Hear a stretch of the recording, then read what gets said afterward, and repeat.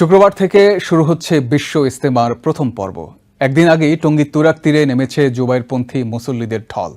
ছোট দলে ভাগ হয়ে জিকির আজগারে ব্যস্ত সময় পার করছেন আগতরা। শতভাগ প্রস্তুতি সম্পন্ন করেছেন আয়োজকরাও।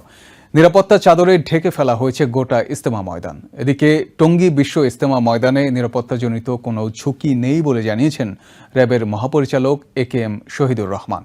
বৃহস্পতিবার ইজতেমার ময়দান পরিদর্শন শেষে এ কথা জানান র্যাব মহাপরিচালক।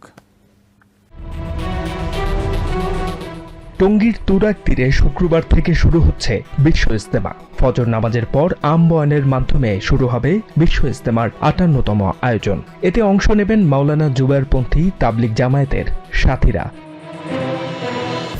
প্রথম পর্বের ইজতেমায় অংশগ্রহণের জন্য বিভিন্ন খিত্তা ও পয়েন্টের জিম্মাদার মুসল্লিরা এরই মধ্যে আসতে শুরু করেছেন ময়দানে। যারা ইজতেমা ময়দানে এসেছেন তাদের নিজ নিজ খিত্তায় অবস্থান করছেন তারা। বিশ্ব ইজতেমার প্রথম পর্ব হবে ২ ধাপের, মোট ৬ দিনে। প্রথম ৩ দিন অংশ নেবেন ৪১ জেলা আর ঢাকার একাংশ। পরের ৩ দিন ২২ জেলার আর ঢাকার অবশিষ্টাংশ। আয়োজনের প্রস্তুতি দেখতে ময়দান পরিদর্শন করেন র্যাবের মহাপরিচালক। এ সময় মূল মঞ্চ সহ ঘুরে দেখেন আশপাশের বিভিন্ন স্থাপনা। এছাড়া আইন শৃঙ্খলা বাহিনীর সদস্যদের নিয়ে সর্বশেষ প্রস্তুতি সভা করেছে Gazipur metropolitan police. Watch tower, CC camera ছাড়াও অন্যান্য বছরের মতো ড্রোনের মাধ্যমেও নজরদারি করা হচ্ছে ইজতেমার ময়দান।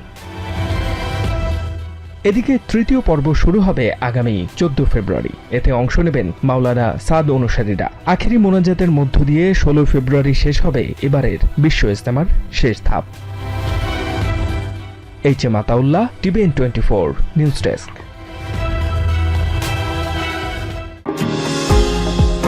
নিউ ইয়র্ক থেকে সম্প্রচারিত টিভিএন 24 টেলিভিশন বিশ্বজুড়ে বাঙালির কণ্ঠস্বর।